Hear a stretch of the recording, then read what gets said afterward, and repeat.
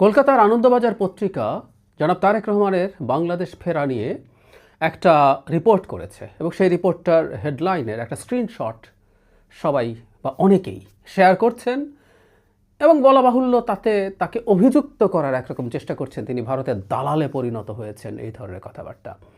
In fact আনন্দবাজারের ওই লিঙ্কটায় ঢোকা যায় না, কারণ ওখানে হেডলাইনের পর ঢুকতে গেলেই ওখানে পেমেন্টের কথা বলে, সো পে করা ছাড়া এটা পড়া যাচ্ছে না। তবে আমি খুঁজে টুজে এটা কন্টেন্টটা পেলাম, দু একজন এটা করে নিয়ে সে ফেসবুকে পোস্ট করেছেন, সেখান থেকে পেয়েছি। সেটা নিয়ে কথা বলতে চাই। তারেক রহমানের আসলে ইন্ডিয়া প্রশ্নে তার অবস্থান কি, অ্যান্ড ফাইনালি যেটা বলতে চাই, আনন্দবাজার আসলে কেন এই কাজটা করেছে সেটাও একটু কথা বলবো। হেডলাইন হচ্ছে এরকম, অত্যন্ত আপত্তিকর হেডলাইন, খালেদা পুত্রের সম্বল, নয়াদিল্লির বন্ধুত্ব, মুক্তিযুদ্ধ। মানে তারেক রহমানের একটা ডিফারেন্ট আইডেন্টিটি আছে, তিনি এটা অর্জন করেছেন নিশ্চিতভাবেই। দেশের বাইরে তিনি ছিলেন একটা সময় মায়ের পাশাপাশি, এবং একটা পর্যায়ে যখন বেগম খালেদা জিয়া জেলে যান এবং এরপর তো তিনি ভীষণ অসুস্থ হয়ে পড়েন, সো ডিফ্যাক্টো নেতৃত্ব এককভাবে দিয়েছেন জনাব তারেক রহমান, এবং তিনি এই দলটার প্রধান নেতায় পরিণত হয়েছেন এবং এই দলটাকে নেতৃত্ব দিয়ে অন্তত ভেঙে যাওয়া থেকে রক্ষা করেছেন এবং শেষ পর্যন্ত এই জায়গায় ক্ষমতার দোরগোড়ায় নিয়ে এসেছেন। সুতরাং খালেদা পুত্র বলা তথ্যগতভাবে সঠিক, কিন্তু এটা তার প্রতি সুবিচার নয়। তারেক রহমান একটা নিজস্ব ব্র্যান্ড, এই নামেই তাকে ডাকা উচিত ছিল, হেডলাইনে তাই থাকা উচিত।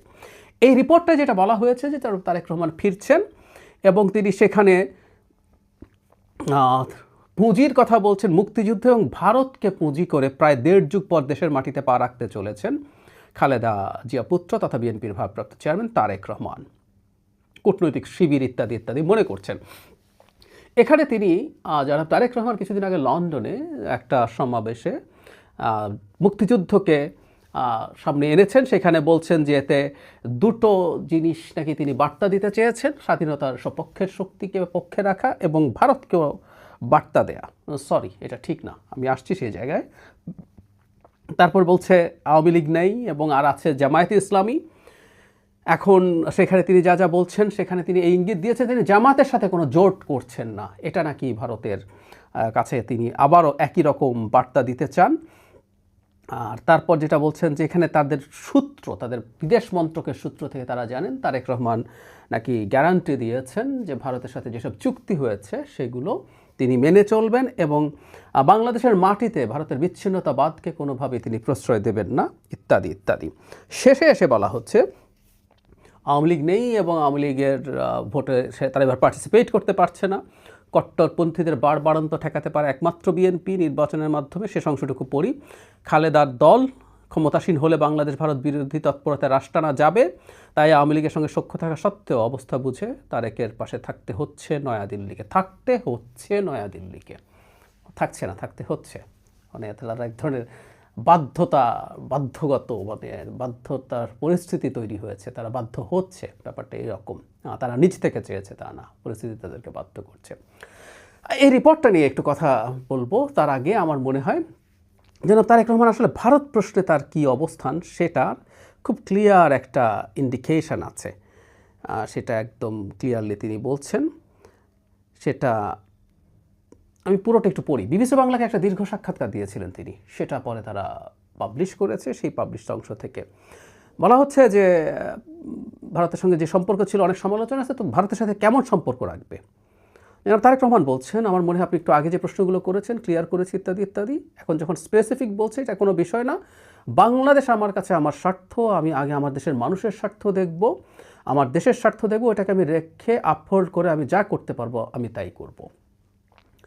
তারপর বলা হচ্ছে সীমান্ত আছে, বিভিন্ন সময়ে অন্তর্বর্তী সরকারের সময় কথা হয়েছে, সব কিছু নিয়ে কেমন হওয়া উচিত, কেমন থাকা উচিত, তাকে যখন আবার জিজ্ঞেস করা হয় তিনি বলেন আমি অবশ্যই আমার পানির হিস্সা চাই, আমি অবশ্যই দেখতে চাই না আরেক ফেলানি ঝুলে আছে, অবশ্যই আমরা মেনে নেব না। তাহলে বলছে আপনি এই দুইটা ইস্যুতেই কি সোচ্চার থাকবেন? তখন তারেক রহমান বলছে না, আমি উদাহরণ দিয়ে বললাম, দুটো দিয়ে বোঝালাম আপনাকে যে আমাদের স্ট্যান্ডটা কী হবে। আমরা আমাদের পানির হিস্সা চাই, অর্থাৎ হিসাব নিকাশ চাইছেন, আমরা একটা যেটা ন্যায্য সেটা চাই। ফেলানি হত্যাকাণ্ডের মাধ্যমে উনি বলছেন আমরা বোঝাতে চেয়েছি যে আমরা মানুষের উপর আঘাত আসলে অবশ্যই সে আঘাতকে আমি মেনে নেব না। এরপর তাকে যখন জিজ্ঞেস করা হচ্ছে, যেটা সবচেয়ে গুরুত্বপূর্ণ জায়গা, এটা একটু খেয়াল করি আমরা, যে শেখ হাসিনা ওখানে গেছে, শেখ হাসিনা ওখানে যাওয়ার পর সম্পর্কে শীতলতা তৈরি হয়েছে, নানা রকম ঝামেলা তৈরি হয়েছে, এই ক্ষেত্রে কোনো উদ্যোগ নেবেন কি না, এই শীতলতা বা এই শীতলতার কারণে যেসব সমস্যা হয়েছে।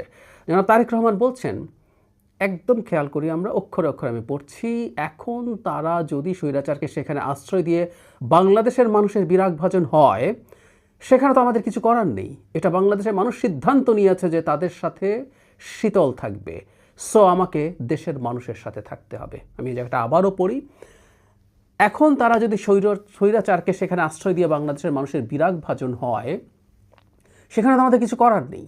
এটা বাংলাদেশের মানুষ সিদ্ধান্ত নিয়েছে যে তাদের সাথে শীতল থাকবে, সো আমাকে আমার দেশের মানুষের সাথে থাকতে হবে। এটাই সবচেয়ে জরুরি কথা। আমি প্রায় বলি, মানে তারেক রহমান যদি শেখ হাসিনা হতে না চান, তিনি যদি চান ভবিষ্যতে বাংলাদেশে একটা গণতান্ত্রিক নির্বাচন আবার হবে এইবারের পরে, সেটার মাধ্যমে ক্ষমতা ট্রান্সফার্ড হবে, তাকে জনগণের সাথে ভারতবর্ষে থাকতে হবে, কোনো সন্দেহ নেই। এবং তিনি আগে একটা কথা বলেছেন, এটাই মোদ্দা কথা, বাংলাদেশের স্বার্থকে আপহোল্ড করে যে কোনো আলোচনা বা সুযোগ সুবিধার হিসাব নিকেশে যাওয়া সম্ভব। আমরা একটু আনন্দবাজারের রিপোর্টটাই যাই। বাংলাদেশের সাথে সব চুক্তি তিনি রক্ষা করবেন বলেছেন? আমি মনে করি না। এগুলো তারা বলছেন সূত্রের বরাত দিয়ে, এগুলো তাদের ভেস্টেড ইন্টারেস্ট আছে। যেসব চুক্তি, মানে আমরা চুক্তি সহজে বলে ফেলি, আসলে সব চুক্তি না, এখানে অনেকগুলো এমওইউ আছে, মেমোরেন্ডাম অফ আন্ডারস্ট্যান্ডিং, এগুলো আসলে ঠিক চুক্তির মতো লিগালি এত বাউন্ড বা স্ট্রং না। আমি মনে করি বিএনপিকে আসলে এমওইউগুলো প্রত্যেকটা রিভ্যালুয়েট করতে হবে এবং চুক্তিগুলোর মধ্যেও দেখতে হবে, কিন্তু যদিও চুক্তি বাতিল করা সোজা ব্যাপার না, কিন্তু এমওইউগুলো খুব সিরিয়াসলি রিভিজিট করতে হবে এবং যেগুলো বাতিল করার স্কোপ আছে সেগুলো বাতিল করতে হবে মাস্ট, যেগুলো আমাদের স্বার্থের পরিপন্থী। আর বাংলাদেশের মাটি ভারতের বিচ্ছিন্নতাবাদীদেরকে আশ্রয় না দেয়া, এই ব্যাপারে বিএনপি পাবলিকলি কথা বলতে পারে, বলা উচিত। আমি প্রায় বলি যে বাংলাদেশের মাটিতে ভারতের বিচ্ছিন্নতাবাদীদের আশ্রয় দেওয়া হবে, সেভেন সিস্টার্স আলাদা করে দেব, এগুলো একেবারেই ফালতু কথা। বিএনপির মতো একটা দল বা কোনো একটা দায়িত্বশীল রাজনৈতিক দল কোনোভাবেই এটা এন্ডোর্স করতে পারে না, ফুল স্টপ। এটা নিয়ে আর কোনো কথা নেই। ভারতের টেরিটোরিয়াল ইন্টিগ্রিটি নিয়ে আমরা কোনো প্রশ্ন করব না, এবং ভারত যখনই করবে, ভারতের দিক থেকে হয়, আমি আগেও বলেছি, সেটার ব্যাপারে বাংলাদেশকে স্ট্রংলি প্রতিবাদ জানিয়ে যেতে হবে। ভারতের সাথে সম্পর্ক এখন যে পর্যায়ে আছে, এই পর্যায়ে থাকা উচিত নয় আমি মনে করি। বিএনপিও ক্ষমতায় আসলে তার জায়গা থেকে উচিত হবে তাদের সাথে একটা ওয়ার্কিং রিলেশনস তৈরি করা। ব্যবসা বাণিজ্য অনেক ক্ষেত্রে বন্ধ হয়ে আছে, এতে দুই দেশেরই ক্ষতি হচ্ছে। ভারতের উদ্ভট এবং হাস্যকর মানসিকতা দেখা যায়। আমরা বাংলা যে প্রবচনটা বলি, নিজের নাক কেটে পরের যাত্রাভঙ্গ, এগুলো করছে। সুতরাং বাংলাদেশ সরকারের উচিত হবে, ভবিষ্যতের সরকার বিএনপি যদি ক্ষমতায় আসে, যাতে ভারতের সাথে ওয়ার্কিং রিলেশনশিপটা আবার অ্যাস্টাবলিশ করা যায়। ভারত নিশ্চিতভাবেই ডক্টর ইউনূসের সাথে যে একেবারে সব কিছু বন্ধ হয়ে গেছে, সেই জায়গা থেকে বেরিয়ে আসতে চাইবে। কিন্তু প্রশ্ন হচ্ছে, ভারতকে আসলে বিএনপিকে চায়, মানে টোনটা এরকম। আমি মনে করি না ভারত বিএনপিকে পছন্দ করবে। এখানে জামাত যেহেতু অন্যদিকে আছে, তাদের সাথে ভালো হবে না, ওখানে এক্সট্রিমিজম মাথা চাড়া দেবে বলছে, ভারতের জন্য ওটাই বেস্ট অপশন আমি মনে করি। ডক্টর ইউনূসের চাইতে বিএনপি যদি ক্ষমতায় আসে, একটা নতুন সরকার বলে, এমন না যে বিএনপি ভারত যা বলবে তা শুনবে না। ইউনূসের সাথে সম্পর্ক খুব খারাপ হয়ে গেছে, কারণ পোস্ট শেখ হাসিনার সময় ইউনূসের সাথেই কনফ্লিক্টটা শুরু হয়েছে। এটা তারা নতুন একটা স্টার্ট করতে চায়। আর একটা জিনিস ইম্পর্টেন্ট, যেটা ভারত বলে, ভারত বললে এটাকে আমি লজিক্যাল মনে করি, সেটা হচ্ছে খুবই ইম্পর্টেন্ট। সেটা হচ্ছে এই সরকারের অনেকগুলো সেন্টার অফ পাওয়ার আছে। সেনাবাহিনী কি করছে, সরকারের মধ্যে আবার 14 রকম বিষয়। একটা সময় স্টুডেন্টরা খুব পাওয়ারফুল ছিল।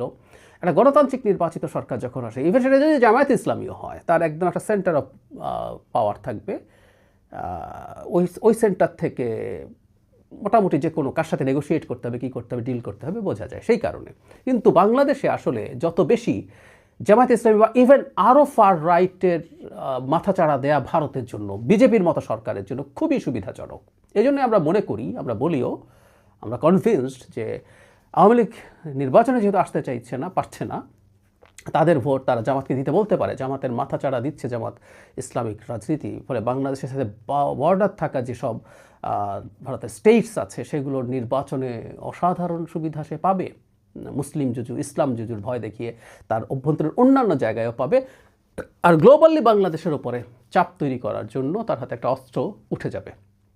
9/11-এর পর দীর্ঘ সময় ইসলামী ফান্ডামেন্টালিজম বা এক্সট্রিমিজম মাথাচাড়া দিচ্ছে, যে বয়ানটা খুবই ট্র্যাকশন পেয়েছিল, সেটা বেশ খানিকটা কমে এসেছিল।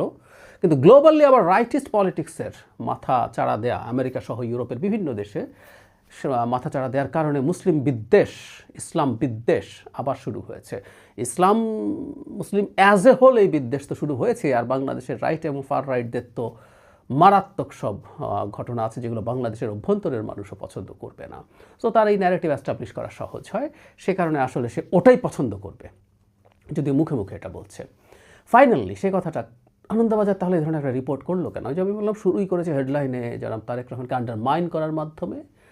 তিনি খালেদা পুত্র বা জিয়া পুত্র যাই বলি না কেন, he has got his own identity now A days, এবং আমি বিশ্বাস করি, আমি বিশ্বাস করতে চাই রাষ্ট্রের কল্যাণের জন্য তিনি তার নিজস্ব নাম বাংলাদেশে আলাদা করে অলরেডি প্রতিষ্ঠিত করেছেন, ভবিষ্যতে আরও সেটা পোক্ত করতে পারবেন। যাই হোক, এটা করেছেন এবং তিনি আদতে ভারতের চয়েস এই কথা বলে কিছু লোকের হাতে অস্ত্র তুলে দেওয়ার চেষ্টা করেছেন পরিকল্পিতভাবে। মুক্তিযুদ্ধের বয়ান ভারতকে কনভিন্স করার জন্য বলার কোনো কারণ নাই।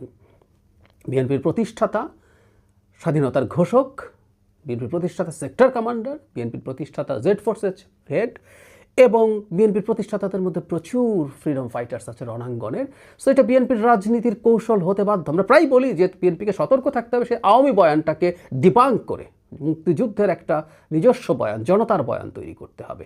আবার সেটা বিএনপির বয়ান হলেও চলবে না, একটা জনতার জেনুইন বয়ান সামনে নিয়ে আসে করতে হবে। এবং বিশেষ করে এখন যখন জামাতের সাথে তার রাজনৈতিক লড়াই শুরু হয়েছে, জামাতকে ঘায়েল করার জন্য রাজনীতিতে এগুলো হয়, এটা একটা জায়গা যেখানে জামাতের ভীষণ দুর্বলতা আছে, ভীষণ দুর্বলতা আছে। সুতরাং বিএনপি এটা ইউজ করবে, এটা তার রাজনীতি এভাবেই চলবে, এটা ভারতের কোনো প্রশ্ন নাই। কিন্তু মুক্তিযুদ্ধের কথা বলায় ভারত কনভিন্সড, ভারতের সব কিছু মেনে নিচ্ছে এটা বলে বিএনপি বিরোধী কিছু লোকজন, জামাতে ইসলামীর লোকজন তো আছেই, কিছু জামাতের হয়ে অ্যালাইন্ড থাকা কিছু ইনফ্লুয়েন্সার দেশে এবং বিশেষ করে বিদেশে অবস্থানকারী, তারা বিএনপিকে ভারতের দালাল হয়ে গেছে বলে ট্যাগ করার চেষ্টা করছে, ট্যাগ করতে পারছে। এই অস্ত্রটাই আসলে তুলে দিতে চেয়েছে তারা। কিছুদিন আগে আমরা ওই যে ভারতের বিবিসির এক সাংবাদিক ছিলেন সুবীর ভৌমিকেরও বিএনপিকে পছন্দ করছে বলে একটা বক্তব্য কেটে টেটেও একই বয়ান প্রতিষ্ঠিত করার চেষ্টা হচ্ছে। সো ভারতের দিক থেকে এটা একটা সিনক্রোনাইজড বয়ান, যার মাধ্যমে আসলে বিএনপিকে ক্ষতিগ্রস্ত করার চেষ্টা করা হচ্ছে। আমি যদি ভুল না করে থাকি, আগামীতে আমরা নির্বাচন যত ঘনিয়ে আসবে, ভারতকে প্রো বিএনপি কথা বলতে দেখা যাবার সমূহ সম্ভাবনা আছে। এটার উদ্দেশ্যই হচ্ছে বিএনপিকে বিপদে ফেলা। এটা বলার সাথে সাথে বিএনপিকে ভারতের দালাল, ভারতের পুরোপুরি দাস হয়ে পড়ছে, এই ধরনের ন্যারেটিভ যারা তৈরি করে তারা সেটার জন্য বসে থাকবে। ইটস এ সিনক্রোনাইজড প্ল্যান, যেটা আমরা আনন্দবাজারের দিক থেকে দেখতে পেলাম।